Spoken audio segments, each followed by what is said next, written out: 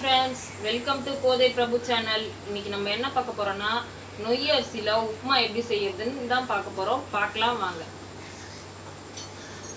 பத்த வச்சுக்கலாம். கொஞ்சமா எண்ணெய் ஊத்திக்கலாம். எண்ணெய் காஞ்சிச்சு, கடுகு போட்டுக்கலாம். கடுகு வெடிக்கிட்டோம். கடுகு வெடிச்சிருச்சு, கடலைப்பருப்பு போட்டுக்கலாம். கடலைப்பருப்பு நல்லா செவக்கணும். அளவுக்கு கடலைப்பருப்பு செவந்துருச்சு. இப்போ நம்ம கருவேப்பிலை போட்டுக்கலாம். கருவேப்பிலை போட்டாச்சு. இப்போ நம்ம வந்து பச்சை மிளகா போட்டுக்கலாம். பச்சை மிளகா கீனி வச்சுருக்கேன். வெங்காயம் வந்து நீல வாக்கில் தான் கட் பண்ணோம். நீல வாக்கில் கட் பண்ணி வச்சுருக்கேன். 3 வெங்காயம், பெரிய வெங்காயம், அதையும் போட்டுக்கலாம்.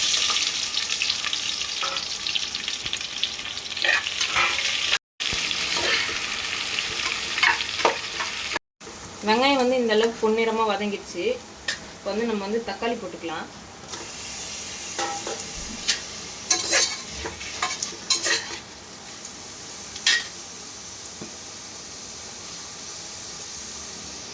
தக்காளி வதங்கிறதுக்கு தேவையான அளவு உப்பு.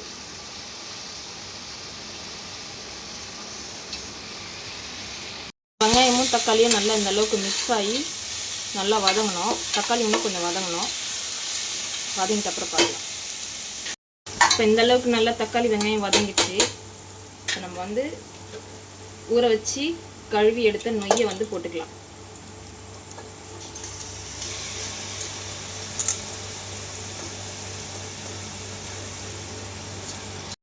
இப்போ நம்ம போட்ட நொய்யும் தக்காளி வெங்காயம் எல்லாம் நல்லா மிக்ஸ் ஆகணும்.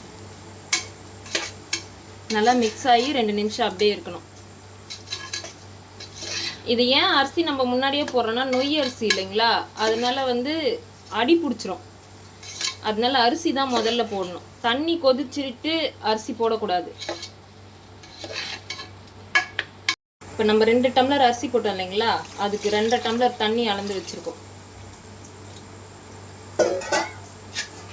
போட்டு தண்ணி ஊற்றியாச்சு. தண்ணி ஊற்றிட்டு உப்பு கரெக்டாக இருக்கான்னு செக் பண்ணி குக்கரை வந்து மூடி வச்சிடலாம். 3 விசில் வரட்டும், பார்க்கலாம். சூப்பரான நொய் உப்புமா ரெடி ஆயிடுச்சு.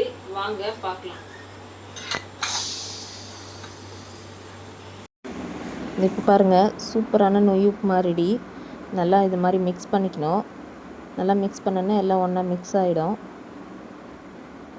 வாங்க டேஸ்ட் பண்ணி பார்க்கலாம்.